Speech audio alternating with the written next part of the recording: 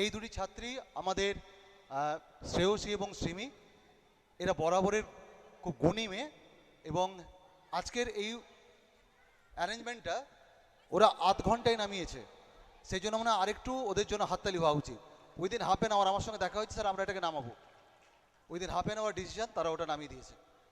নমস্কার উপস্থিত আমার সকল সম্মানীয় শিক্ষক শিক্ষিকাবৃন্দ এবং সকল গুরুজনদের আমার প্রণাম জানাই এবং ইংরেজি নতুন বছরের অনেক অনেক প্রণাম, শুভেচ্ছা, ভালোবাসা জানাই। তো আমি প্রাক্তনী 2019 সালের মাধ্যমিক পাস আউট এবং 2021 সালের উচ্চ মাধ্যমিক কৃতি ছাত্রীর তালিকায় আছি স্কুলে, এটা আমার কাছে অনেক বড় পাওয়া। তো এখন আমি প্রফেশনালি গান বাজনা করি, তার সাথে পড়াশোনা। তো অনেকেই আমাকে এখানে চিনবেন, আবার অনেকে চেনেন না। আমিও তো অনেক স্যারকে চিনতে পারছি না, নতুন যিনারা এসেছেন সকলকে আমার প্রণাম জ্ঞাপন করছি। এদিকে আমাদের মিউজিশিয়ান স্যারেরা রয়েছেন, সকলকে প্রণাম জ্ঞাপন করছি। এবং একখানি সুন্দর গান, বাংলা দিনের একখানি গান, গীতা দত্ত ম্যামের গাওয়া একখানি সুন্দর গান সকলের জন্য প্রেজেন্ট করব। যদি ভালো লেগে থাকে গানের শেষে একটু তালি চাইব। Thank you so much. চলুন।